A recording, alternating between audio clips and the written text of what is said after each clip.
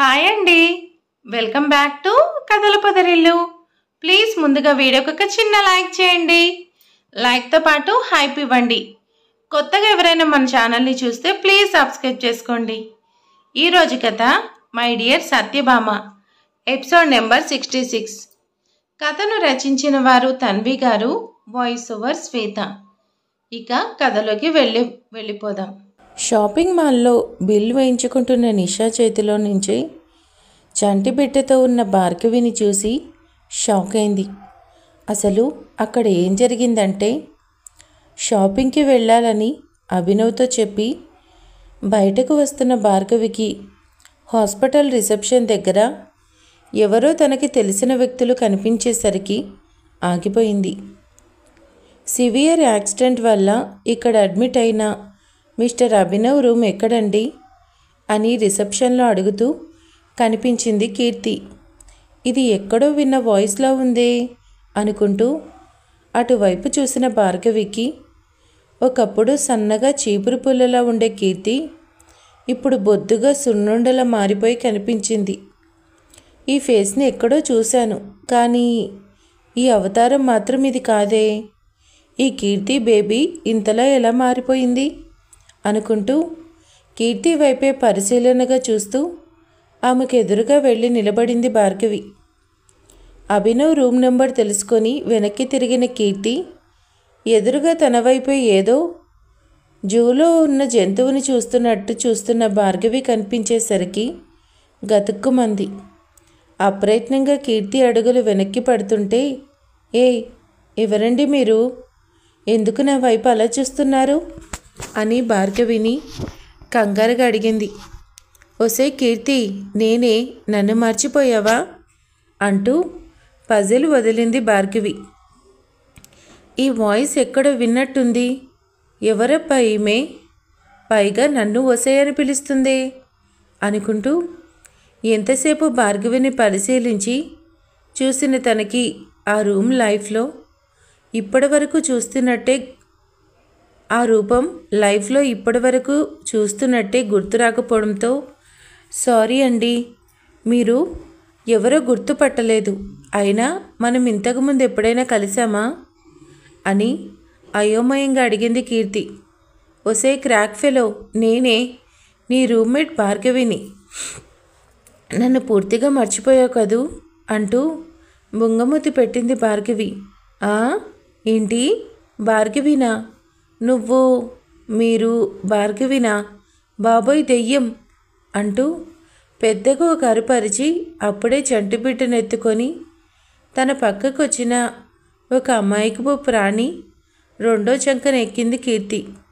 ఒక చేతిలో చంటిబిడ్డను, మరొక చేతిలో అనకొండ లాంటి కీర్తిని మోస్తూ, దెయ్యమా? ఏది, ఎక్కడా అంటూ చుట్టూ బిత్తరు చూపులు చూశాడు ఆ అమాయకపు చక్రవర్తి. మీ ఎదురుగా పెట్టుకొని చుట్టూ చూస్తారేంటండి అంటూ ఒక్క క్షణం తలెత్తి అతనికి భార్గవిని చూపించి వెంటనే తన తలను అతని మెడవంపుల్లో దాచేసింది కీర్తి. అప్పటికే కీర్తి పని వలన షాక్ అయిన భార్గవి కూడా అతని వైపు పరిశీలనలుగా చూసి అతన్ని గుర్తుపట్టి ఏదో మాట్లాడేలోపే మళ్ళీ కీర్తి దెయ్యం అంటూ తననే చూపించేసరికి భార్గవికి కోపం వచ్చేసింది. ఒసే బండమోహందానా, నేను దెయ్యానేంటే?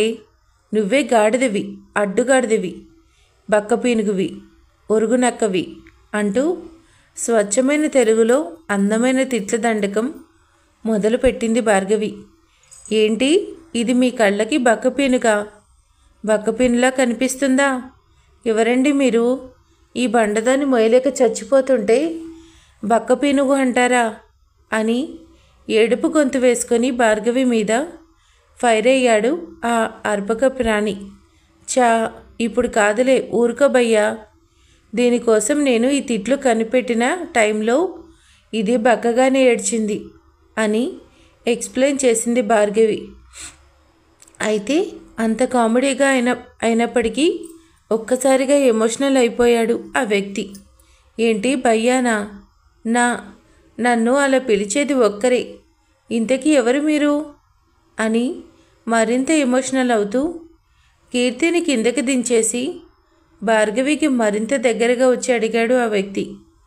అవును, నేను నువ్వనుకుంటున్న వ్యక్తిని అంటూ చిన్నగా స్మైల్ ఇచ్చింది భార్గవి. నేను చెప్తుంది కూడా అదే కదండి. ఈవిడెవరో కానీ అచ్చంగా మన భార్గవిలానే మాట్లాడుతుంది. అంతెందుకు, పేరు కూడా భార్గవి అని చెప్పుకుంటుంది.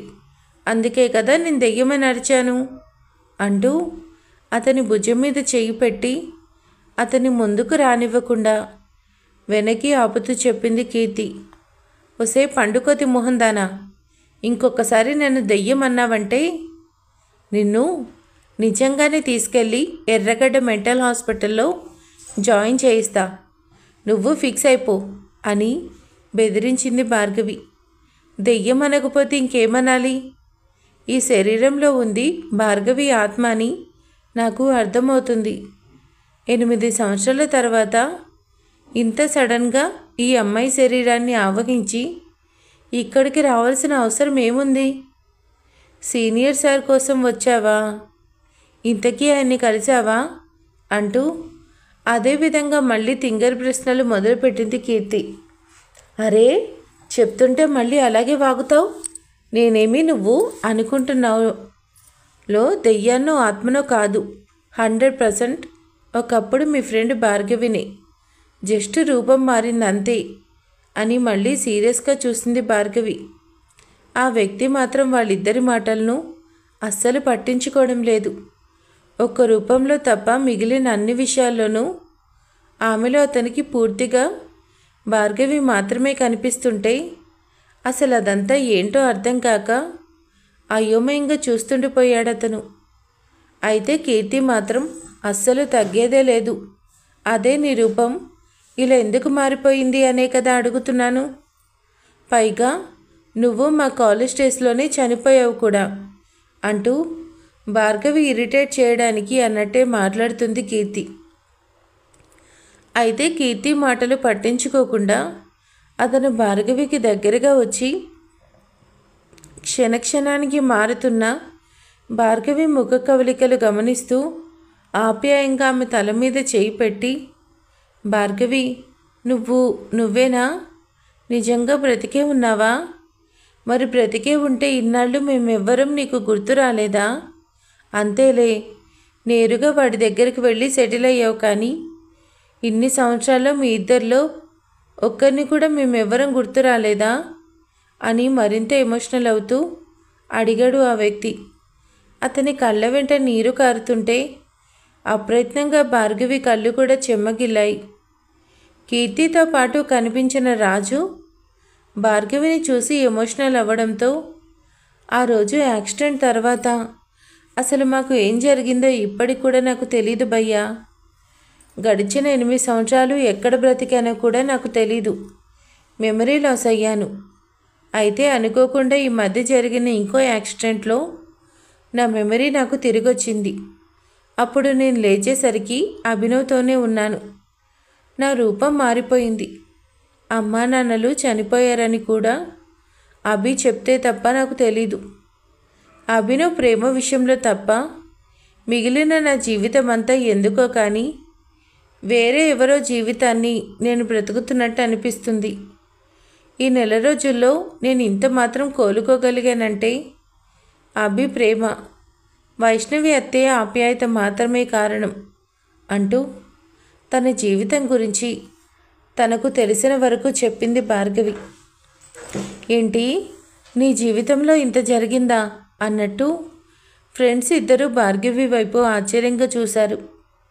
ఇక అక్కడ సిచ్యువేషన్ భారంగా అయిపోతున్నప్పుడు కనిపించడంతో, అవన్నీ సరే కానీ మీరిద్దరు ఇలా కలిసి వచ్చారంటే పెళ్ళెప్పుడు చేసుకున్నారు? లవ్ మ్యారేజే కదా? నాకు తెలియకుండా ఇంత స్టోరీ ఎప్పుడు నడిపారు అని అల్లరిగా అడిగింది భార్గవి. ఇందులో అంత పెద్ద స్టోరీ ఏముంది? నువ్వు అభినవ్ వెళ్ళే ప్రతి చోటికి మా ఇద్దరిని తోకలా తీసుకెళ్లేవారు కదా. అక్కడికి వెళ్ళాక మమ్మల్ని గాలికి వదిలేసి మీ పాటికి మీరు ప్రకృతిని ఆస్వాదిస్తూ ప్రేమ పక్షుల్లా విహరించేవాళ్ళు. ఇక ఒకరికి ఒకరు ఒంటరిగా మిగిలిపోయిన మేము చిన్నగా చూపులు కలిపి ఆ తర్వాత మాటలు కలిపి ఫైనలీ మనసులు కూడా కలిశాక ఇలా జీవితాలు కూడా కలిపేసుకున్నామన్నమాట అని సింపుల్గా 2 ముక్కల్లో తేల్చి చెప్పేసింది కీర్తి. ఏంటే కలిపి అని ప్రాస కోసం తెగ పాకులాడుతున్నావు అంటూ కీర్తి డిప్ప మీద ఒకటి పీకి, అభి ఇక్కడ ఉన్నాడని మీకెలా తెలిసింది? ఇప్పుడు తన కోసం ఇంత దూరం వచ్చారా అని ప్రశ్నించింది భార్గవి. అప్పట్లో నీ యాక్సిడెంట్ తర్వాత అభి కూడా కంప్లీట్గా ఫ్రెండ్స్ని ఉన్న ఊరిని అన్నిటినీ వదిలేసుకొని ఎక్కడికో వెళ్ళిపోయాడు. ఎంత ప్రయత్నించినా వాడి ఆచూకీ దొరకలేదు. కానీ సడన్గా మీడియా మొత్తం భూపతి ఫ్యామిలీ గురించి మాట్లాడుతూ 2 రోజుల నుండి అభినవ్ యాక్సిడెంట్ గురించి చూపిస్తున్నారు. ఫస్ట్లో ఏదో పనిలో ఉండి పట్టించుకోలేదు. కానీ నైట్ తీరిగ్గా ఇద్దరం కూర్చొని మాట్లాడుకుంటూ న్యూస్ చూస్తున్న సమయంలో ఒక వీడియో క్లిప్ కనిపించింది. అందులో అభినవ్, వైష్ణవి ఆంటీ ఇద్దరు క్లియర్గా కనిపించారు. ఏ రూపంలో అయినా సరే వాడి ఆచూకీ తెలిసాక రాకుండా ఉండగలనా? అసలు ఇంతకీ ఇప్పుడు వాళ్ళిద్దరూ ఎలా ఉన్నారు? నువ్వు ఇంతకు ముందులాగా హుషారుగా మాట్లాడుతున్నావంటే బాగానే ఉన్నారు అనుకుంటున్నాను. ఫస్ట్ నన్ను వాడి దగ్గరికి తీసుకుపో అంటూ తొందర చేశాడు రాజు. సరే రండి అని నవ్వుతూ వాళ్ళిద్దరితో మాట్లాడుతూ అభినవ్ ఉన్న రూమ్కి తీసుకువెళ్ళింది భార్గవి. షాపింగ్కి వెళ్తానని చెప్పి వెళ్ళి మళ్ళీ 10 నిమిషాల్లోనే వెనక్కి వచ్చిన భార్గవి వైపు ఆశ్చర్యంగా చూస్తూ, ఏంటి డార్లింగ్, నన్ను వదిలిపెట్టి వెళ్ళబుద్ధి కావట్లేదా అని కొంటెగా అడిగాడు అభినవ్. అవును, అప్పుడప్పుడు నిన్ను మానిటర్ చేస్తుండకపోతే ఎక్కడికి తప్పించుకుపోతావో అని భయంతో వెనక్కి వచ్చింది అని వెటకారంగా చెప్తూ భార్గవి వెనకనే లోపలికి ఎంట్రీ ఇచ్చాడు రాజు.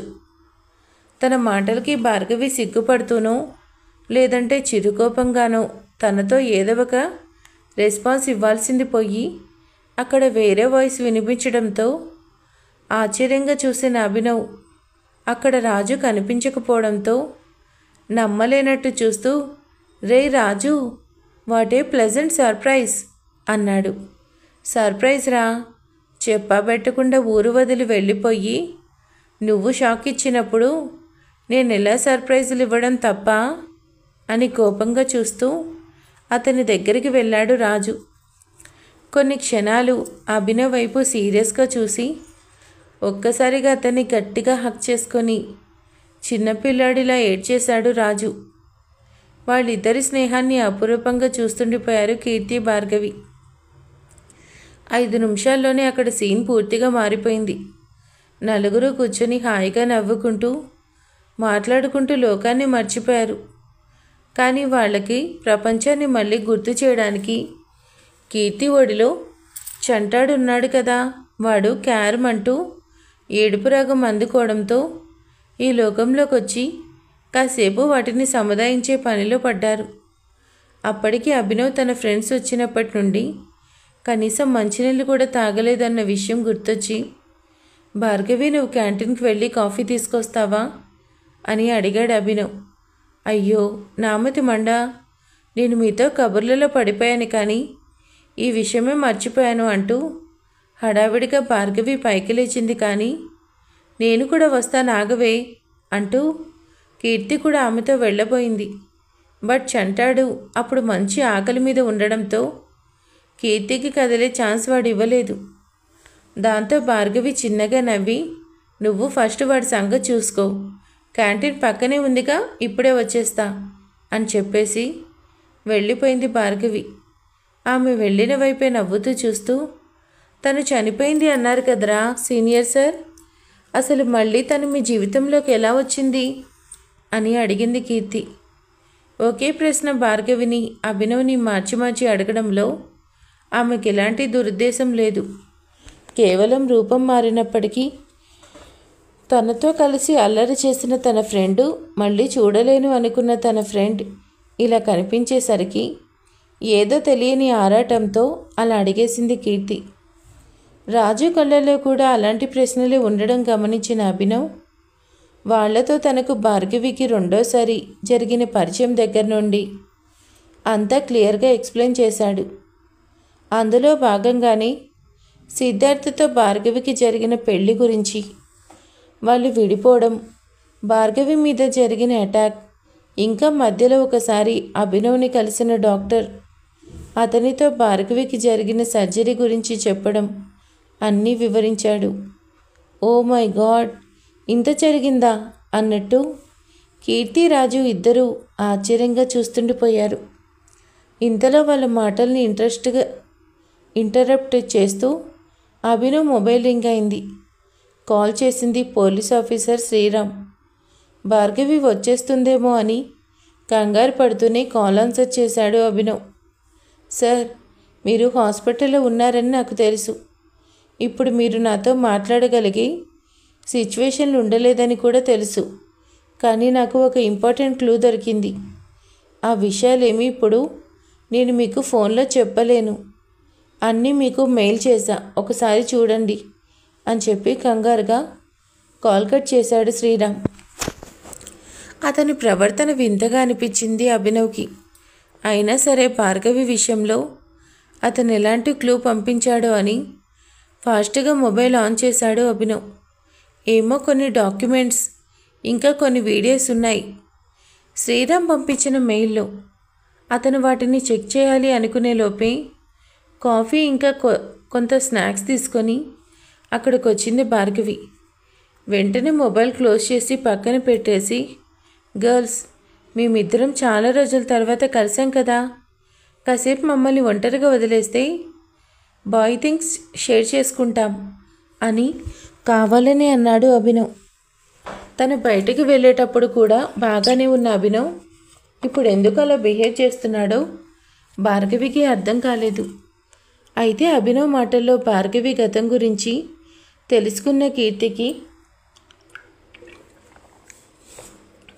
భార్గవికి తెలియకుండా ఏదో విషయంగా టెన్షన్ పడుతున్నాడని అర్థమైంది. కాసేపటి ముందు వచ్చిన కాల్ కూడా దానికి సంబంధించింది అయి ఉంటుంది అని అర్థం కావడంతో భార్గవి తొందరపడి ఏదో ఒకటి మాట్లాడకముందే తనే కలగ చేసుకుని, అబ్బో మాట్లాడుకోండి సీనియర్స్, మీకు మీ బాయ్ థింగ్స్ ఉంటే మాకు కూడా మా గర్ల్స్ థింగ్స్ చాలా ఉన్నాయి అని కావాలని సిచ్యువేషన్ని తేలిక చేయడానికి మూతి తిప్పుతూ కొడుకుని తీసుకొని పైకి లేచింది కీర్తి.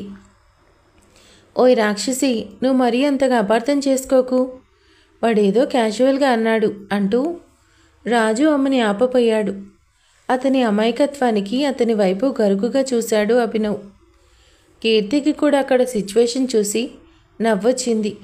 అందుకే మొగుడి నెత్తి మీద ఒకటి పీకి, నేనే మిమ్మల్ని తేడా అని అర్థం చేసుకోవట్లేదులే, ఇలా వచ్చి అలా వెళ్ళిపోదాం అనుకున్నాం, కానీ ఇక్కడ నీ ఫ్రెండ్తో పాటు నా ఫ్రెండ్ కూడా ఉంది కదా, సో ఇంకో 4 రోజులు ఉండడానికి సరిపడా బట్టలు, మీ కొడుకు గారికి కావలసిన వస్తువులు షాపింగ్ చేయాలి అనేసి చెప్పా పెట్టకుండా రాజు జోబులో నుండి కార్డు తీసుకొని అతనికి ఇంకో మాట మాట్లాడే అవకాశం లేకుండా భార్గవి చేయి పట్టుకొని బయటకు వచ్చేసింది కీర్తి. రేయ్, ఎందుకు అలా మాట్లాడావు? దీనికి మళ్ళీ నా జోబు ఖాళీ చేయడానికి ఇదొక వంక దొరికింది అని ఏడుపు మొహం వేశాడు రాజు. ఏడ్చావులే, కానీ మ్యాటర్ ఎంత సీరియస్, తెలియకుండా చిన్నపిల్లాళ్ళ బిహేవ్ చేయకు. ముందు నీ ల్యాప్టాప్ బయటికి తీ, మనకు ఒక ఇంపార్టెంట్ పని ఉంది అని సీరియస్గా చెప్పాడు అభినవ్. అతని ఫేస్ ఎక్స్ప్రెషన్ చూశాక నిజంగా నీ సీరియస్ అని అర్థమై ఫాస్ట్గా ల్యాప్టాప్ ఓపెన్ చేసి అభినవ్ ఎదురుగా పెట్టి అతను కూర్చోవడానికి వీలుగా బెడ్ని అడ్జస్ట్ చేశాడు రాజు. అభినవ్ ఇంకా రాజు హాస్పిటల్లో ఉంటే భార్గవి, కీర్తి చంటి బిడ్డతో కలిసి షాపింగ్ కోసం బయలుదేరారు. అభినవ్ ఉన్న రూమ్లో నుండి బయటకు వచ్చిన తర్వాత కీర్తి చేతిలో ఉన్న బాబుని తనెత్తుకొని, ఇంతకీ నా లిటిల్ హీరో పేరేంటి అని బాబుని ముద్దు చేస్తూ అడిగింది భార్గవి. భార్గవ్ అని ఒక్క మాటతో సమాధానం చెప్పింది కీర్తి. ఏంటి? అర్థం కానట్లు చూసింది భార్గవి.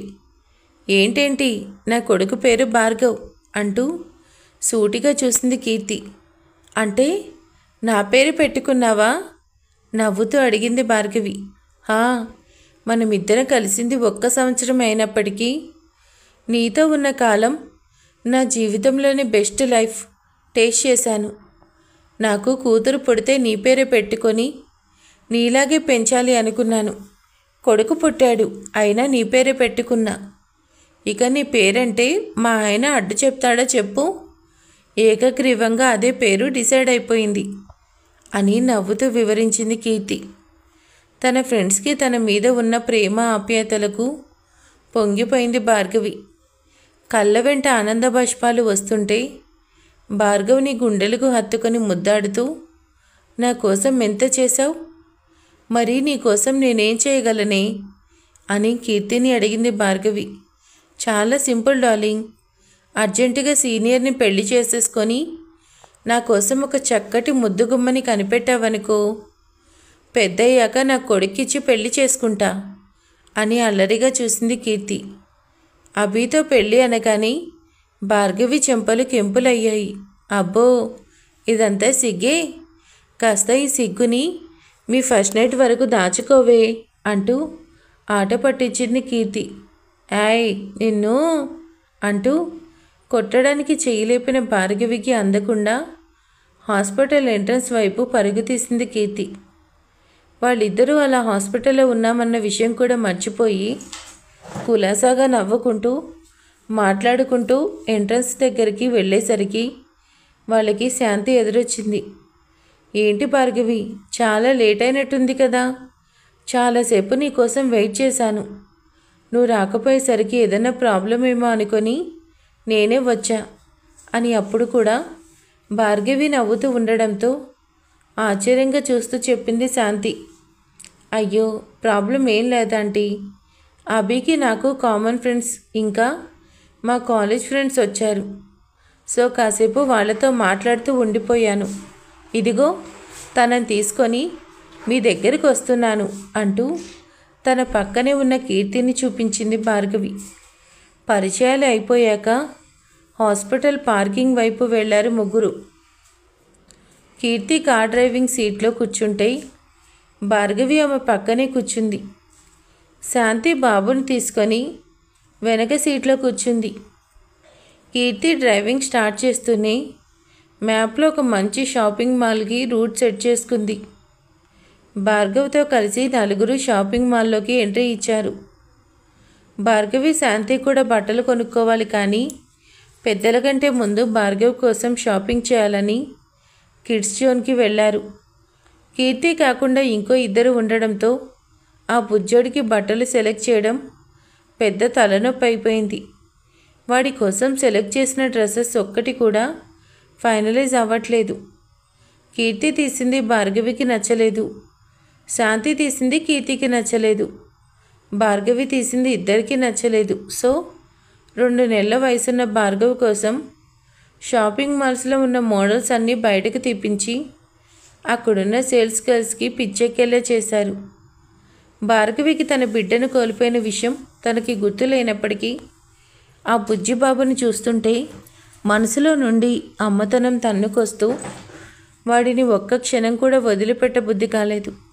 అందుకే కీర్తిని శాంతిని చెరొక సెక్షన్ వైపు పంపించి తను ఇంకో సెక్షన్లో బాబుకు నప్పే బట్టల కోసం చూస్తూ ఉండగా ఆమె సేల్స్ గర్ల్ని ఇంకా మంచి మోడల్స్ చూపించమని రఫాడిస్తున్న టైంలోని ఫ్రెండ్స్తో కలిసి షాపింగ్కి వచ్చి లక్షల డబ్బులు తగిలేసి షాపింగ్ చేసి కిడ్స్ సెక్షన్లో బిల్ పే చేస్తూ భార్గవి ఉన్న కౌంటర్లోని గోలకు అటుగా తల తిప్పి చూసింది నిషా.